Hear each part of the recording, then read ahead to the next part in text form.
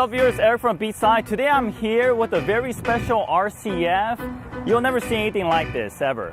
And most importantly, it has the BeatSonic front camera to protect the front lip from being damaged.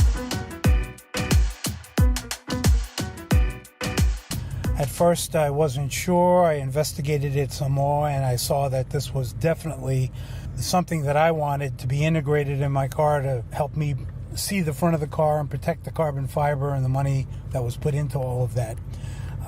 From what I can see right now, the BeatSonic camera does exactly what it's supposed to do. It's really an awesome feature for this car.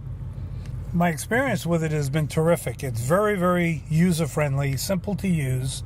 The quality of the front camera is as good as the quality of the back camera standard on the OEM. And dealing with BeatSonic has been an absolute pleasure. These guys are really great at what they do, and they're right there to help you if you need help.